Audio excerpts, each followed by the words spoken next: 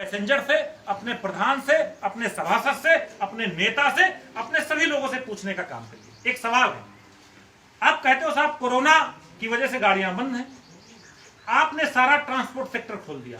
जितने भी देश के अंदर ट्रांसपोर्टेशन है, चाहे वो बस का ट्रांसपोर्ट हो, चाहे वो एयरवेज हो, चाहे वो निजी गाड़ियां हो, सबको आपने खोल दिया विदाउट किसी फ्रीक्वेंटली आप आओ जाओ, कोई दिक्कत नहीं, उससे कोरोना नहीं फैल रहा। आप इंडियन रेलवे को कोरोना के नाम पे बंद किए हो, ऐसा नहीं, कोरोना के नाम पे नहीं बंद किए। ये उन 150 गाड़ियों का टाइम एडजस्ट करने के लिए, उनका अच्छा टाइम स्लॉट देने के लिए एक टाइम टेबल बना रहे हैं। आईआईटी बॉम्बे को एक जिम्मेदारी दी गई है कि आप नया टाइम टेबल उन 150 गाड़ियों को ध्यान में रखते हुए बनाइए और उन गाड़ियों को 200 किलोमीटर का सिग्नल क्लियर होना, लाइन क्लियर 200 किलोमीटर की होनी चाहिए। तो वो टाइम टेबल, चूंकि इंडियन रेलवे इतना बड़ा सिस्टम है, जब हम पहले टाइम टेबल बनाए तब 1 से 2 महीना लगता था, सिर्फ रिव्यू करते थे। आज हमें पूरा नया टाइम टेबल बनाना है तो वो काम 3 से 4 महीने का है। इन्होंने उस काम को जुलाई से शुरू किया है और ये दिसंबर तक खत्म कर लेंगे। दिसंबर तक आपकी कोई गाड़ियां नहीं चलने वाली।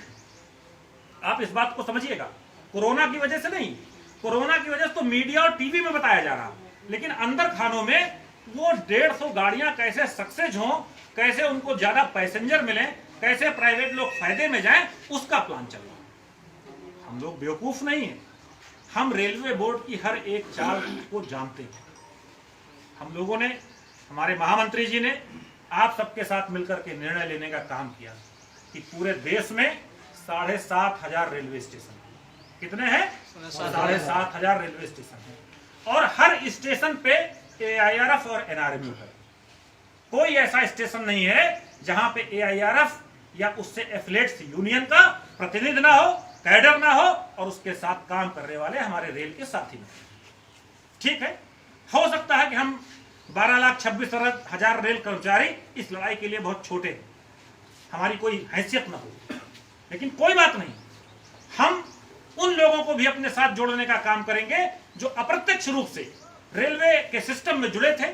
हमारे डेली पैसेंजर थे, हमारे यूजर थे, हमारे वकील थे, हमारे पत्रकार थे, हमारे प्रधान थे, गांव की वो गरीब जनता थी, गांव का वो आदमी, मजदूरी करने वाला आदमी। मैंने खुद अपनी आंखों से देखा है, निगोहा, बछरावा, हरचंदपुर से इंटरसिटी से जाने वाले वो लोग जो घर से 2 रोटी बना करके, थोड़ा नमक प्याज एक पोटली में बांध करके ट्रेन के जनरल डिब्बे में बैठ करके लखनऊ जाते थे, वहां काम करते थे और शाम को आते समय वही रोटी और प्याज खाते थे और स्टेशन के नल का पानी पीते थे और अपने घर में चले आते थे MST बनवा करके।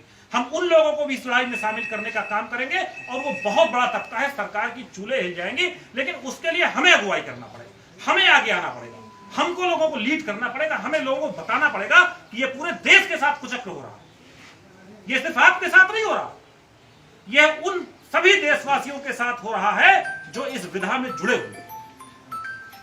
निजीकरण एक मोनोपोली है, ठेकेदारी सबसे बड़ा भ्रष्टाचार का कारण है। 10 रुपए का सामान हम 100 रुपए में ठेकेदार से खरीदते हैं। अगर वही काम हमारा विभाग करे, एक उदाहरण देता हूं आपको, एलेस्थॉन एक कंपनी है जो रेलवे कोच को बनाती है, उसका एक LHV कोच है जिसकी कीमत 6 करोड़ रुपए है। ये सारी बातें जो मैं बोल रहा हूं ऑन रिकॉर्ड है, ऑन पेपर है, ये सब डाटा आपको मिल जाएगा जब आप चाहोगे। एलेस्थॉन एक कोच 6 करोड़ रुपए का देती है। हमारा कपूरथला का जो रेल कोच फैक्ट्री है वो 1 करोड़ 20 लाख में कोच बनाती है, सेम कोच, उससे अच्छी सुविधा का।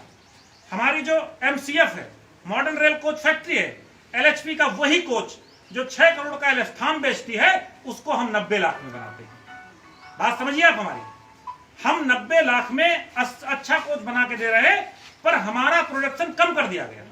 रेल कोच फैक्ट्री में पिछले फाइनेंशियल ईयर तक 2,500 कोच बनाने का टारगेट था, अभी सिर्फ 1200 कोच बनाने का टारगेट है 1 अप्रैल से, और जिसमें से 500 कोच बन चुके। अब उन लोगों के पास काम ही नहीं है, ये सरकार की मोनोपोली है कि हम रेल कोच फैक्ट्री में कोच न बना करके एलेस्थॉन के कोच लेंगे। जो locomotive general electrical company 60 crore में बना करके दी, डुअल सिस्टम का इंजन, इलेक्ट्रिक से भी चलेगा, डीजल से भी चलेगा, 60 करोड़ में बना के दिया।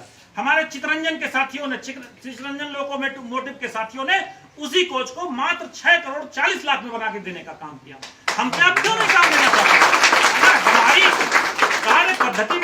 कमी है, हम कहीं अच्छे से काम नहीं कर पा रहे, तो आप मुझे ट्रेन करिए ना, आप मुझे ट्रेनिंग दीजिए। मोदी जी सिर्फ लाल किले से चिल्लाते हैं स्किल्ड भारत, स्किल्ड इंडिया। कहां पे स्किल्ड सेंटर खुले हैं, कहां लोगों को स्किल्ड किया जा रहा, कहां लोगों को उसकी जरूरतें पूरी की जा रही। तो साथियों, ये समय हर एक साथी को जागरूक करने का।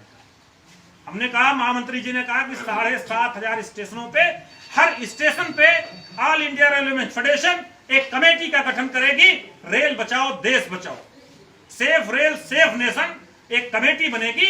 और हम स्टेशन के साथ साथ यहाँ के लोकल यूजर्स को भी, प्रधान को भी, पत्रकार को भी, वकील को भी उस कमेटी में रखेंगे। और हम किसी भी कीमत पे जीवन के अंतिम सांस तक इस रेल का निजीकरण नहीं होंगे, ये भरोसा आपको करना पड़ेगा।